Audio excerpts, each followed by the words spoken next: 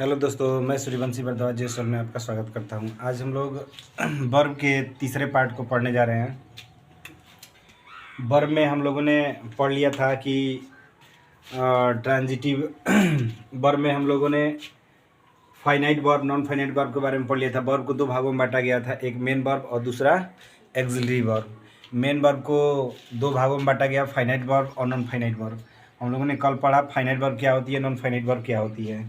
आज हम लोग फाइनाइट वर्ब के प्रकार पढ़ रहे हैं कि फाइनाइट वर्ब कितने प्रकार के होते हैं। तो फाइनाइट वर्ब दो प्रकार का होता है, दो प्रकार का होता है। एक होता है ट्रांजिटिव वर्ब और दूसरा होता है इंट्रांजिटिव वर्ब। ट्रांजिटिव वर्ब का अर्थ होता है सकर्मक क्रिया, सकर्मक क्रिया, और इंट्रांजिटिव वर्ब का अर्थ होता है अकर्मक क्रिया, अकर्मक क्रिया। ट्रांजिटिव वर्ब क्या होता है? A transitive verb is a verb that denotes an action which passes over from door or subject to an object। ठीक है ना। ट्रांजिटिव वर्ब को एक तरफ से कहा जाए कि ट्रांजिटिव वर्ब एक ऐसा वर्ब है जो अपना अर्थ होता है, मतलब ऐसा वर्ब है जिसको कर्म की आवश्यकता होती है, ऑब्जेक्ट। ट्रांजिटिव वर्ब एक ऐसा वर्ब है जिसको कर्म की आवश्यकता होती है। ऐसा वर्ब जिसको कर्म की आवश्यकता होती है उसे ट्रांजिटिव वर्ब कहते हैं। ठीक है ना, सकर्मक क्रिया कहते हैं।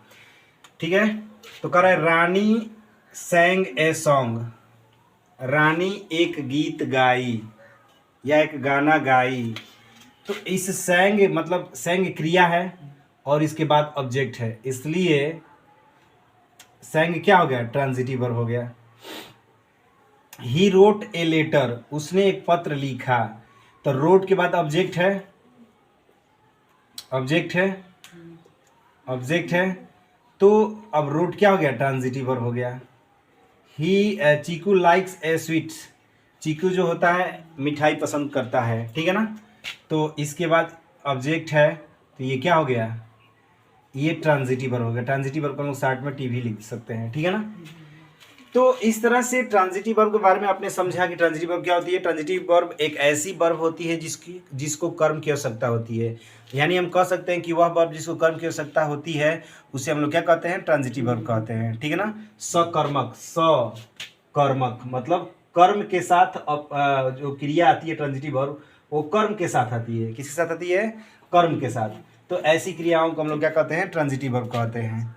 इंट्रांजिटिव वर्ब क्या होता है? An intransitive verb is a verb that denotes an action which does not pass over to an object that does not require an object. मतलब कहने का मतलब है कि इंट्रांजिटिव वर्ब एक ऐसी वर्ब होती है जो बिना कर्म के अपने अर्थ को कंप्लीट करती है। यानी वह वर्ब जो अपने बिना कर्म के अपने अर्थ को स्पष्ट करती है, ऐसी वर्ब को क्या कहते हैं, इंट्रांजिटिव वर्ब कहते हैं। जैसे ही लाफ्स, वह हंसता है। तो हंसने के बाद क्या ऑब्जेक्ट है, ऑब्जेक्ट नहीं है। क्या फ्लाई के बाद ऑब्जेक्ट है, ऑब्जेक्ट नहीं है। क्या बर्ड्स फ्लाई, चिड़ियाएँ उड़ती हैं। डॉग्स बार्क, कुत्ते भौंकते हैं। क्या इसके बाद ऑब्जेक्ट है, इसके बाद ऑब्जेक्ट नहीं है। तो इस तरह से जब ऑब्जेक्ट नहीं है तो लॉफ्स, फ्लाई, बार्क, ये सब क्या हो गया, इंट्रांजिटिव वर्ब हो गया। क्या हो गया, इंट्रांजिटिव वर्ब। ठीक है ना। क्या हो गया, इंट्रांजिटिव वर्ब। अर्थात वे वर्ब जिनको कर्म की आवश्यकता नहीं होती हैं उन्हें क्या कहते हैं, अकर्मक क्रिया कहते हैं। क्या कहते हैं, अकर्मक क्रिया कहते हैं, इंट्रांजिटिव वर्ब कहते हैं। लेकिन जिन वर्ब की कर्म की आवश्यकता होती है उसे क्या कहते हैं, सकर्मक क्रिया कहते हैं। ठीक है ना। जैसे और भी आप एग्जाम्पल ले सकते हैं। राधा कुक्स फूड, राधा खाना बनाती है। तो राधा खाना बनाती है, तो अब कुक्स के बाद फूड है। ठीक है ना। तो कुक्स के बाद फूड है अर्थात कर्म है ना। तो इसका मतलब ये हो गया कि इसके बाद ऑब्जेक्ट है, तो इसका मतलब ये हो गया कि कुक्स जो है क्या है, ट्रांजिटिव वर्ब है। ठीक है ना।